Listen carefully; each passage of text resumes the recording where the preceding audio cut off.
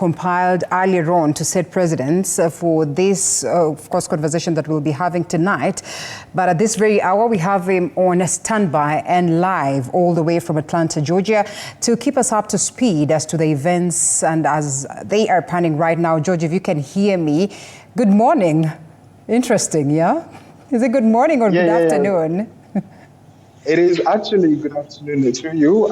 From this side, it is 28 minutes past 2 p.m., specifically 28 hours. And just a short while ago, we've seen President William Ruto and Mama Rachel Ruto make their way right here to the Qatar Presidential Center, that is the building behind me. So I'm just going to give you just about a short overview, or just switching my camera to show you where they are. That is the main entrance to the Jimmy Carter Presidential Center. I will just go in because the event is just about to start. And this is where the president is.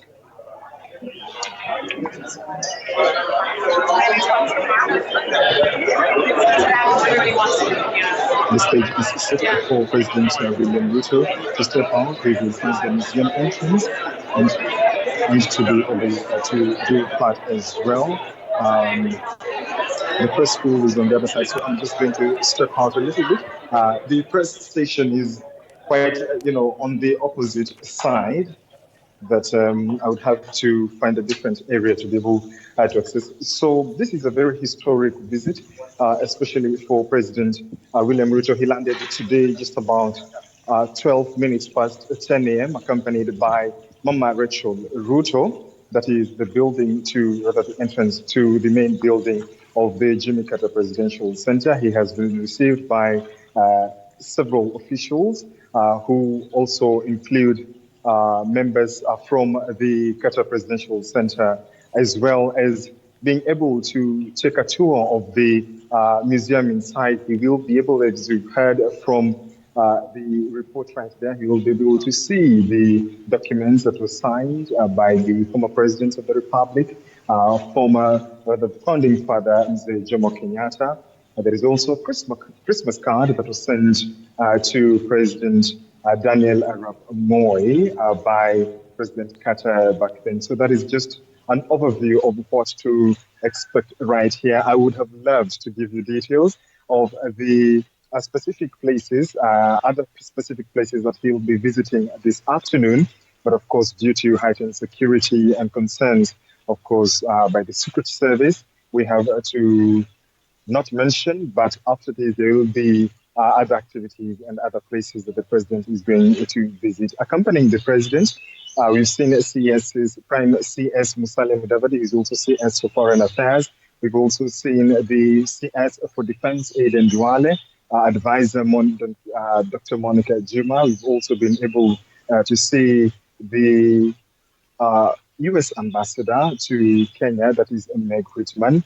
And also we've been able to see the leader of the majority in the National Assembly, that is the Honorable Kimani Ichung'wah. I just wanted to give you another look into the main building. As you can see right there, that is the main building, and quite some interesting features because it is a historic area. It is a place that the American population, and especially this place, which has been named after the 39th president of the United States, in his honor, to be able to honor his memory during his time when he was in office as president of the United States. Among the other issues, among the other places that he will be able to visit, we will be after this.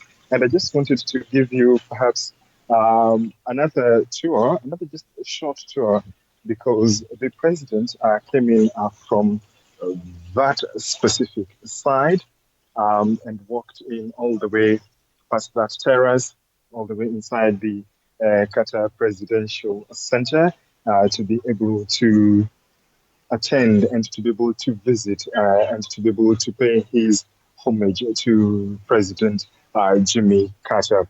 This, of course, is a land that also, the president has been keen to ensure that he starts his visit to be able to emphasize on matters of democracy as well as other values that the former president of the United States, Jimmy Carter, stood for. So that is just about what we are going about right now. The event, the meeting is just happening behind me.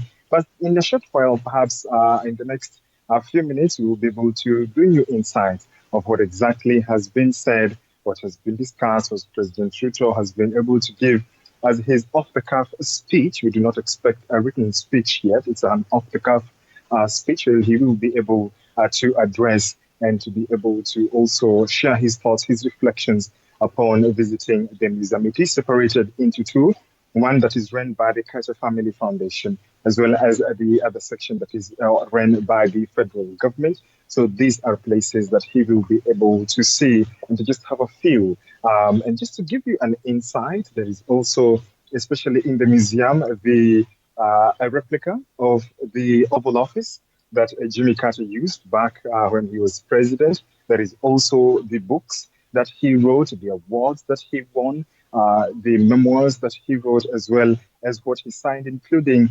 that Christmas card that he sent to former President Daniel Toroitich Arap Moi. That is just it for now, but I'll be handing it back to you in studio, perhaps in our subsequent bulletins. But you guys, after this bulletin, will be preparing to go sleep.